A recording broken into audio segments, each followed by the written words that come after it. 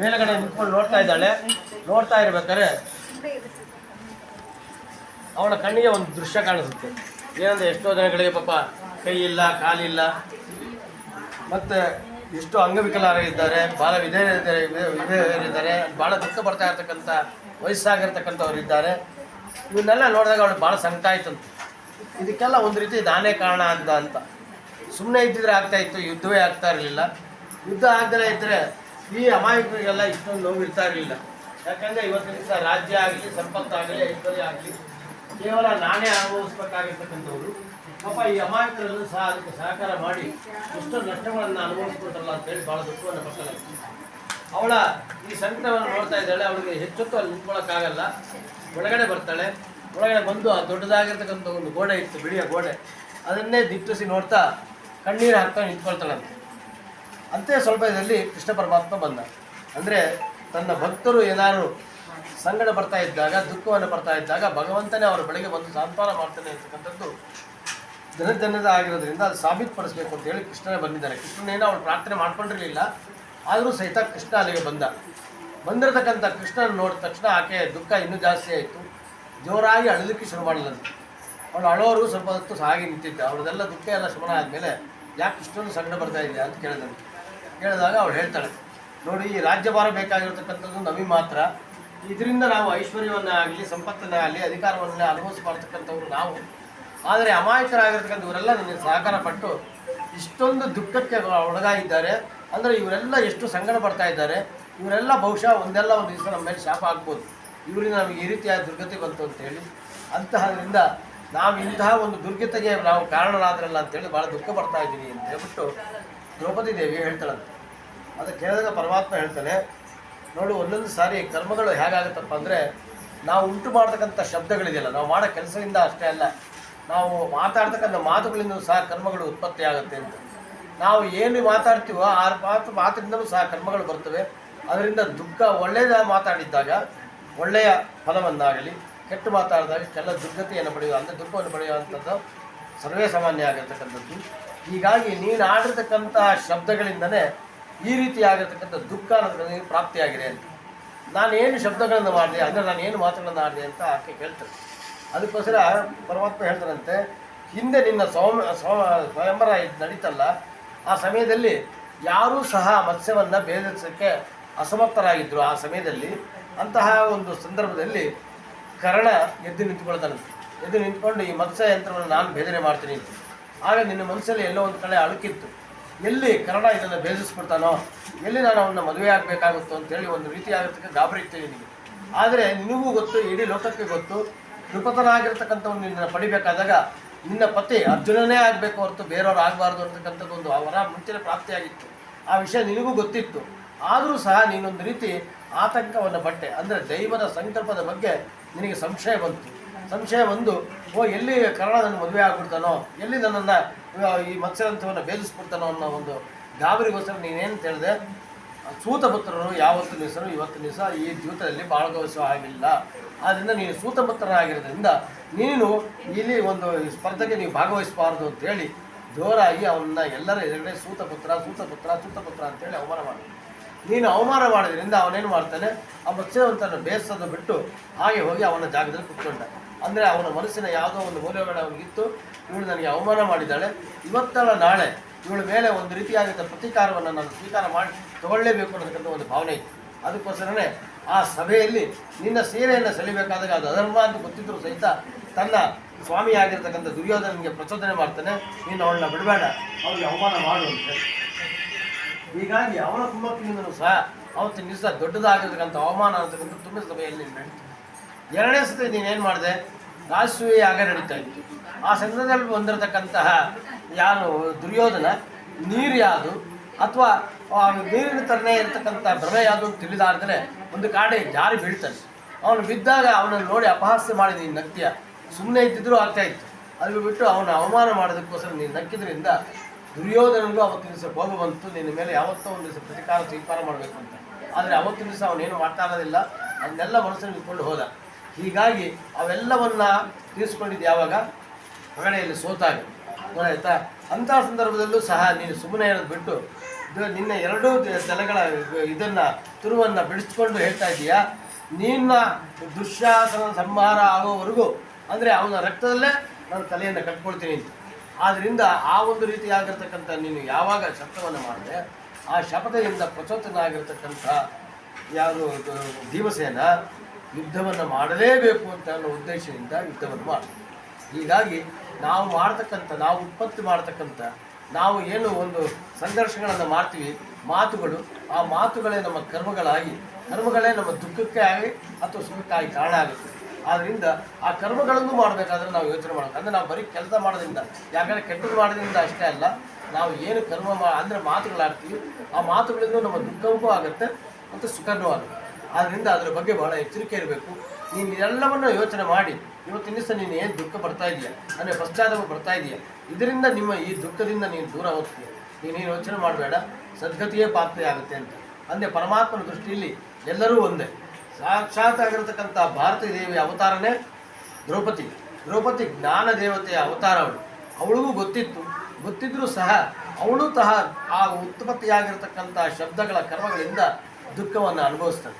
ಅಂದರೆ ಸತ್ಪಾತ್ರರಿಗೂ ದುಃಖ ಕೊಟ್ಟಾಗ ಪರಮಾತ್ಮ ಏನು ಮಾಡ್ತಾನೆ ಅಂತಂದರೆ ಅದರಿಂದ ಒಳ್ಳೆ ರೀತಿಯಾಗಿರ್ತಕ್ಕಂಥ ಉತ್ತಮವಾಗಿರ್ತಕ್ಕಂಥ ಫಲವನ್ನು ಮುಂದೆ ಅವರಿಗೆ ಕೊಡ್ತಾನೆ.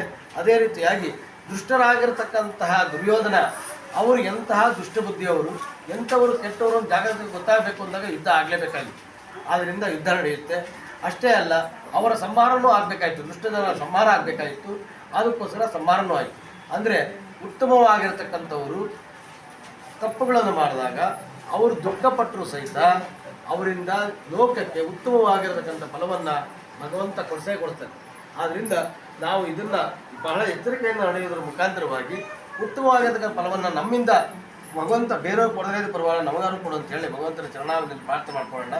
ಅಷ್ಟೇ ಅಲ್ಲ, ಯಾವುದೇ ವಿಷಯಗಳನ್ನು ಸರಿಯಾಗಿ ತಿಳ್ಕೊಳ್ಳೋದಲ್ಲ, ವಿಮರ್ಶೆ ಮಾಡ್ದಲೆ ಸುಮ್ಮನೆ ನಮ್ಮಿಷ್ಟ ಬಂದಂಗೆ ನಾವು ಆಚರಣೆಗಳನ್ನು ಮಾಡ್ಕೊಂಡು ಹೋಗೋದ್ರ ಮುಖಾಂತರವಾಗಿ ಯಾವುದೇ ರೀತಿಯಾದ ಫಲ ಕೊಡಲ್ಲ. ಯಾರೋ ಒಬ್ಬರು ಏನೋ ಒಂದು ಮಾಡ್ತಾ ಇದ್ದಾರೆ, ಅದಕ್ಕೋಸ್ಕರ ಅವ್ರು ಮಾಡಿದ್ದಾರೆ, ಅವ್ರಿಗೇನೋ ಒಂದು ಆಯಿತು, ಅದಕ್ಕೋಸ್ಕರ ನಾನು ಮಾಡ್ತೀನಿ ಅಂತ ಭ್ರಮೆಯಿಂದ ಮಾಡೋದ್ರಿಂದ ಯಾವುದೇ ರೀತಿಯ ಫಲ ಇಲ್ಲ.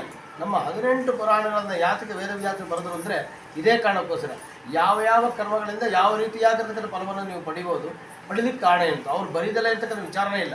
ಆ ವಿಷಯಗಳನ್ನು ನಾವು ತಿಳ್ಕೊಳ್ಳೋದಲ್ಲೇ ನಾವು ಇನ್ನೊಬ್ಬರನ್ನ ಪಕ್ಕದ ಮನೆಯವ್ರನ್ನೇ ನೋಡ್ತಾ ಇರ್ತೀವಿ, ಅವ್ರು ಮಾಡ್ತಕ್ಕಂಥ ಕೆಲಸಗಳನ್ನೇ ಅನುಸರಣೆ ಮಾಡ್ಕೊಂಡು ಹೋಗ್ತಾ ಇರ್ತೀವಿ. ಒಬ್ಬ ಗುರುಗಳಿದ್ರಂತೆ, ಗುರುಗಳಿಗೆ ಬೇಕಾದ ಜನ ಶಿಷ್ಯರಿದ್ದರು. ಆ ಬೇಕಾದಷ್ಟು ಶಿಷ್ಯರಿಗೆಲ್ಲ ಬೋಧನೆ ಮಾಡಿದ್ರು.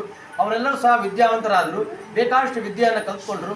ನಿಮ್ದೆಲ್ಲ ವಿದ್ಯಾಭ್ಯಾಸ ಮುಗಿತು, ನೀವಿಲ್ಲ ನಿಮ್ಮ ಊರಿಗೆ ಹೋಗಿ ಅಂತ ಹೇಳಿದ್ರಂತೆ. ಊರಿಗೆ ಹೋಗ್ಬೇಕಾದ್ರೆ ಗುರು ಕಾಣಿಕೆಯನ್ನು ಅವ್ರು ಕೊಟ್ಟು ನಮಸ್ಕಾರ ಮಾಡಿ ಹೋಗ್ತಾ ಇದ್ವಿ. ಹೋಗ್ಬೇಕಾದ್ರೆ ಗುರುಗಳು ಏನು ಮಾಡ್ತಾರೆ ಯೋಚನೆ ಮಾಡಿದ್ರು, ಬರೀ ಕಾಣಿಕೆಯನ್ನು ಸ್ವೀಕಾರ ಮಾಡೋದು ಸರಿ ಹೋಗಲ್ಲ, ನನ್ನ ನೆನಪಾಗಿ ಅವ್ರಿಗೆ ಏನಾದ್ರು ಒಂದು ಕೊಡೋಣ ಅನ್ನತಕ್ಕಂಥ ಉದ್ದೇಶದಿಂದ ಎಲ್ಲ ಶಿಷ್ಯರಿಗೂ ಸಹ ಅವ್ರು ಕಾಣಿಕೆ ಕೊಟ್ಟ ತಕ್ಷಣ ಅವ್ರಿಗೂ ನನ್ನ ನೆನಪಾಗಿ ಇದು ಇಟ್ಕೋಪ್ಪ, ನಿಮ್ಮ ಮನೆಯಲ್ಲಿ ನನ್ನ ಪ್ರತೀಕವಾಗಿ ಇದನ್ನು ಇಟ್ಕೋ ಅಂತ ಹೇಳಿದ್ರು. ಯಾಕಂದರೆ ಇವಾಗ ನನಗೆ ಟ್ರಾನ್ಸ್ಪೋರ್ಟೇಷನ್ ಭಾಳ ಕಷ್ಟ, ಗುರುಗಳು ಮತ್ತೆ ಸಂಧಿಸೋದು ಭಾಳ ವರ್ಷಗಳ ನಂತರನೇ. ಹಾಗಾಗಿ ಕೆಲವು ಸರ್ತಿ ಸಾಧ್ಯ ಆಗ್ತಿತ್ತು, ಕೆಲವು ಸಾಧ್ಯವೇ ಆಗ್ತಿರಲಿಲ್ಲ. ಆದ್ದರಿಂದ ನನ್ನ ನೆನಪಾಗಿ ಇದು ಇಟ್ಕೋ, ನಾನು ಇದು ನೋಡಿದಾಗ ನಾನು ನೆನಪು ಬರುತ್ತೀನಿ ಅಂತೇಳಿ ಏನೋ ಒಂದು ಕಾಣಿಕೆ ಕೊಡೋದು. ಅದನ್ನೆಲ್ಲರೂ ಒಬ್ಬೊಬ್ಬರಿಗೆ ಒಂದೊಂದು ಕಾಣಿಕೆ ಕೊಟ್ಕೊಂಡು ಹೋದ್ರು. ಹೀಗಾಗಿ ಎಲ್ಲ ಶಿಷ್ಯರು ಹೊರಟುಬಿಟ್ರು ಮನೆಗೆ. ಎಲ್ಲರೂ ಹೋದ್ಮೇಲೆ ಗುರುಗಳು ಆಚೆ ಬಂದ್ರಂತೆ. ಆಚೆ ಬಂದು ನೋಡಿದಾಗ ಒಬ್ಬ ಶಿಷ್ಯ ದೂರದಲ್ಲಿ ನಿಂತಿದ್ದ. ಭಾಳ ಪೆದ್ದ ಅವನು, ಏನು ಕಲಿತೇ ಇಲ್ಲ ಅವನು, ಗೊತ್ತಾಯ್ತಾ, ಏನು ವಿದ್ಯಾಭ್ಯಾಸ ಪಾಪ ತಲೆಗೆ ಹೋಗಿಲ್ಲ ಅವನು. ಆದರೂ ಸಹಿತ ಅವನು ಗುರು ಕಾಣಿಕೆಯನ್ನು ಕೊಟ್ಟು ನಮಸ್ಕಾರ ಮಾಡಿದ್ದಾನೆ. ಆದರೂ ಗುರುಗಳು ನನಗೆ ಏನೋ ಒಂದು ಕೊಡ್ತಾರೇನೋ ಅಂತ ಕಾಯ್ಕೊಂಡು ನಿಂತೇನೆ. ಕೇಳೋದಕ್ಕೆ ಅವ್ನು ಸಂಕೋಚ. ಸೊ ಹೀಗಾಗಿ ದೂರದಲ್ಲಿ ನಿಂತಿದ್ದಂತೆ. ಗುರುಗಳಿಗೂ ಒಂಥರ ಅನ್ನಿಸ್ತು, ಅಯ್ಯೋ ಪಾಪ ಎಲ್ಲರೂ ಕೊಟ್ಟು ಈ ಮಂಡದಕ್ಕೆ ಏನು ಕೊಡಲೇ ಇಲ್ವಲ್ಲ, ಏನಾದ್ರು ಕೊಡೋಣ ಅಂತ ಎಲ್ಲ ಕಡೆ ಹುಡುಕರಂತೆ. ಅಂಥದ್ದೇನು ಅವ್ರಿಗೆ ಕಾಣಿಸ್ತಿದ್ದ. ಅದಕ್ಕೆ ಹೊರಗಡೆ ಬಂದರು, ಏನು ಮಾಡೋಣ ಅಂತ ಯೋಚನೆ ಮಾಡಿದ್ರಂತೆ. ಅಲ್ಲೊಂದು ಕತ್ತೆ ನಿಂತಿತ್ತು ಅವ್ನಿಗೆ. ಅದಕ್ಕೋದ್ರೆ ಅವಳು ನೋಡ ಈ ಕತ್ತೆ ಒಂದಿದೆ ತೊಗೊಂಡೋಗ, ನಿಮ್ಗೆ ಅವನು ಅನುಕೂಲ ಆಗುತ್ತೆ. ಯಾಕೆ ಇವ್ನು ಏನು ವಿದ್ಯೆ ಕಲ್ತಿಲ್ಲ, ಸೊ ಈ ಕತ್ತೆನೇ ನಾನು ಇಟ್ಕೊಂಡು ಏನೋ ಜೀವನ ಮಾಡಲಿ ಅಂತ. ಸರಿ, ಅವನೇನು ಮಾಡ್ದ, ಗುರುಗಳು ಕೊಟ್ಟಿರ್ತಾನೆ. ಆ ಕತ್ತೆಗೆ ನಮಸ್ಕಾರ ಮಾಡ್ದ, ಆ ಕತ್ತೆಗೆ ಕರ್ಕೊಂಡು ಹೋದ. ಭಾಳ ಸ್ವಲ್ಪ ದೂರ ಹೋದಂತೆ.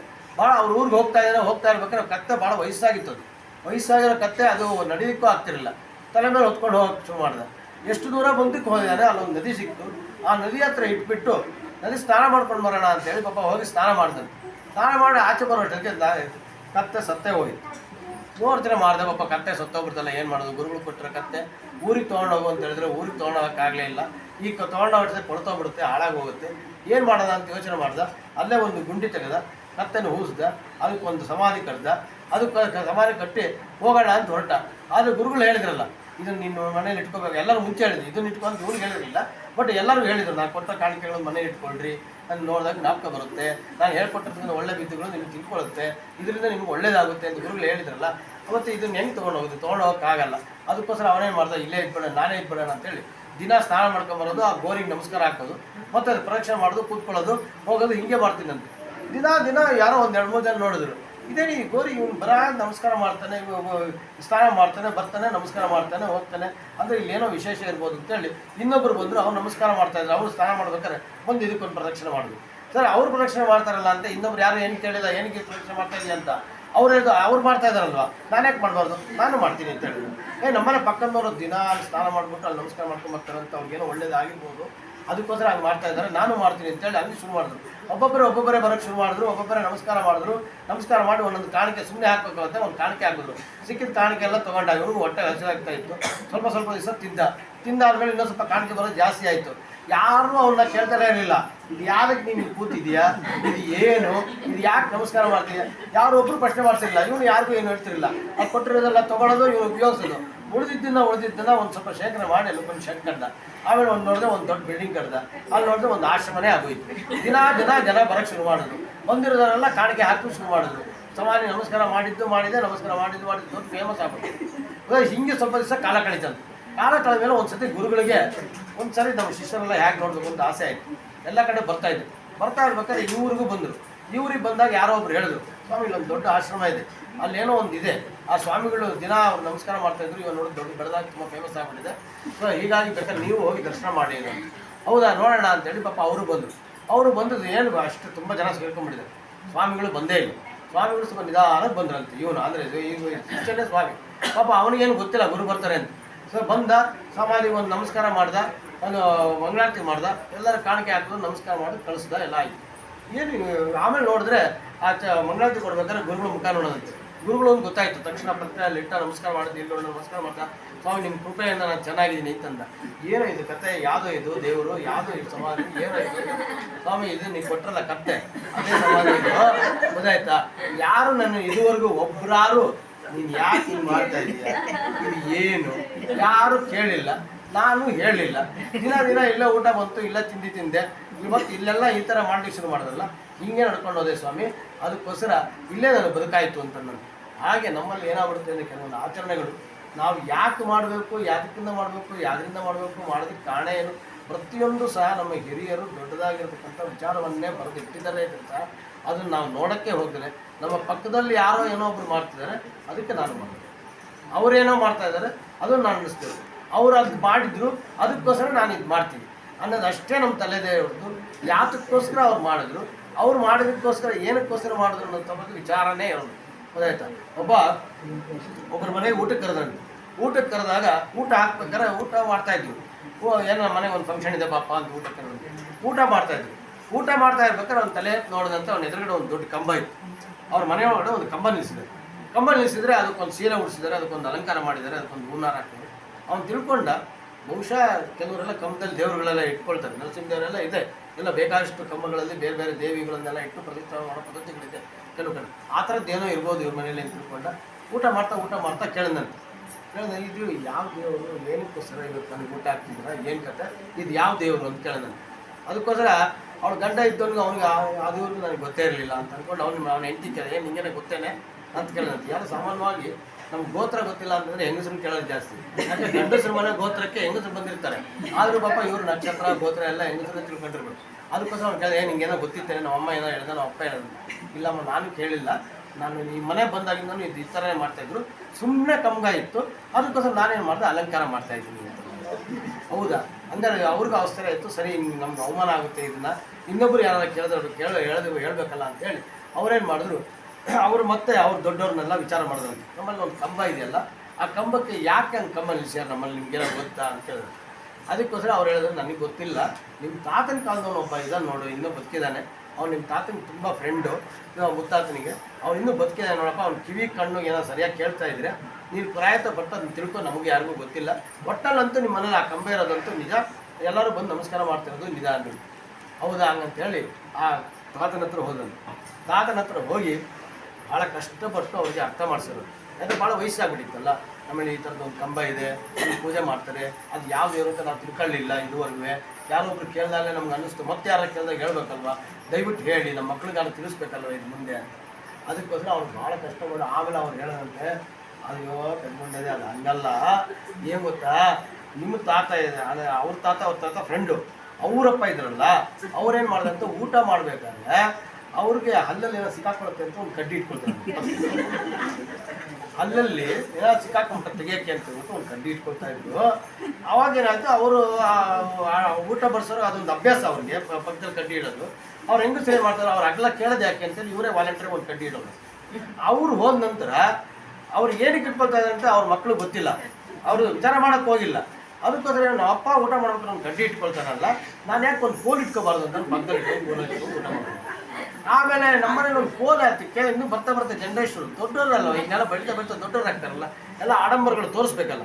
ಯಾಕೆಂದರೆ ಜನಗಳಿಗೆ ಸಂಸ್ಕಾರ ಸಂಸ್ಕೃತಿಯಿಂದ ಬೇಕಾಗಿಲ್ಲ, ಅಲಂಕಾರ ಆಡಂಬರಗಳಿಂದನೇ ನಾವು ಎಲ್ಲವೂ ಪಡಿತೀವಿ ಅನ್ನೋದಕ್ಕಂಥ ಭ್ರಮೆ ಇದೆಯಲ್ಲ, ಆ ಭ್ರಮೆಯಿಂದ ಅವನೇನು ಮಾಡ್ದ, ಇವನೊಂದು ಕೋಲ್ ಇಟ್ಕೊಳ್ತಾನೆ, ನಾವು ಯಾಕೆ ಒಂದು ಕಂಬ ಇಡಬಾರ್ದು ಅಂತೇಳಿ ಒಂದು ಕಂಬ ಇಟ್ಟಿರೋದು. ಅಂದರೆ ಆ ಕಡ್ಡಿ ಚುತ್ತಿದ್ದು ಅದು ಅವತ್ತಿನ ದಿವಸ ಕಂಬ ಆಗಿತ್ತು. ಅವ್ರನ್ನ ವಿಚಾರ ಮಾಡೋಕ್ಕೆ ಅವ್ರ ಮನೇಲಿ ಯಾರು ಹೋಗಿರಲಿಲ್ಲ. ಇವ್ರು ಯಾರು ಅತಿಥಿ ಕೇಳಿದಕ್ಕೋಸ್ಕರ ದೊಡ್ಡ ಇನ್ವೆಸ್ಟಿಗೇಷನ್ ಆಯ್ತಂತ, ಇದೇನೋ ಇದೊಂದು ಕಂಬ ಅಂತ. ಹಂಗೆ ನಮ್ಮಲ್ಲಿ ಎಷ್ಟೋ ಆಚರಣೆಗಳು ನಮಗೆ ಗೊತ್ತಿಲ್ಲದೇ ಇದ್ರೂ ನಡ್ಕೊಂಡ್ಬರ್ತಾ ಇದ್ದಾಗ ಯಾಕೆ ಏನು ಎತ್ತ ಅನ್ನತಕ್ಕಂಥ ವಿಚಾರಣೆ ಬರಲ್ಲ. 18 ಪುರಾಣಗಳಲ್ಲಿ ನಮಗೆ ಭಗವಂತ ಏನು ಹೇಳ್ಕೊಟ್ಟಿದ್ದಾನೆ, ಒಂದೊಂದು ಪುರಾಣ ಓದ್ತಾ ಇದ್ದರೆ ನಮ್ಗೆ ತಲೆ ಒಳಗಡೆ ಒಂದೊಂದು ಸಂಶಯ ಬರುತ್ತೆ. ವಿಷ್ಣು ಸರ್ವೋತ್ತಮತ್ವ ಅಂತ ನೀವು ಹೇಳ್ತೀರಾ, ಇನ್ನೊಬ್ರು ಬರ್ತಾರೆ ರುದ್ರದೇವರ ಸರ್ವೋತ್ತಮ ಅಂತ, ಇವತ್ತು ನೋಡಿದ್ರೆ ದೇವಿ ಸರ್ವೋತ್ತಮ ಅಂತೇಳಿ, ದೇವಿನೇ ಎಲ್ಲರನ್ನು ಸೃಷ್ಟಿ ಮಾಡಿದ್ದಾಳೆ ಅಂತ ಹೇಳ್ತಾರೆ. ಆಮೇಲೆ ಇದು ಯಾವುದು ಸರಿ ಯಾವುದು ತಪ್ಪು? ನಿಜವಾಗ್ಲೂ ದೇವನೇ ಸೃಷ್ಟಿ ಆಗೋದಾದರೆ, ದೇವನೇ ಬ್ರಹ್ಮ ವಿಷ್ಣು ಮಹೇಶ್ವರನ್ನು ಸೃಷ್ಟಿ ಮಾಡೋದಾಗಿದ್ರೆ, ನೀವು ಬಿಟ್ಟು ವಿಷ್ಣುವೇ ಎಲ್ಲವನ್ನು ಸೃಷ್ಟಿ ಮಾಡ್ದ, ಬ್ರಹ್ಮನ ಸೃಷ್ಟಿ ಮಾಡ್ದ ಅಂತಿರಲ್ಲ, ಇದು ಯಾವುದು ಕರೆಕ್ಟ್ ಯಾವುದು ಸರಿಯಲ್ಲ ಅನ್ನೋದೆಲ್ಲ ನಾಳೆ ನೋಡೋಣ. ಗೊತ್ತಾಯ್ತಾ? ಇಲ್ಲಿ ಮತ್ತೆ ಪೃಥ್ವಿ ಅನ್ನತಕ್ಕಂಥದ್ದು ಆಗಿದ್ದೆ ಆಗಲಿ ನಮ್ಮಲ್ಲೆಲ್ಲ ಒಂದು ವಿಚಾರ ಇದೆ, ಈ ಯಾರು ಬರೆದ್ರ ಯಾರೋ ಹೇಳ್ಕೊಟ್ರ ಅಂಥವ್ರ ಹೆಸರೇ ಇಲ್ಲ ಅಂತ. ನಿಜವಾಗ್ಲೂ ಭಾಗವತದಲ್ಲಿ ಈ ಹೆಂಗೆ ಉತ್ಪತ್ತಿ ಆಯಿತು ಅಂತನೂ ಇದೆ, ಗೊತ್ತಾಯ್ತಾ? ಯಾವ ಬಣ್ಣ ಹೇಗೆ ಉತ್ಪತ್ತಿ ಆಯಿತು ಅಂತಲೂ ಇದೆ.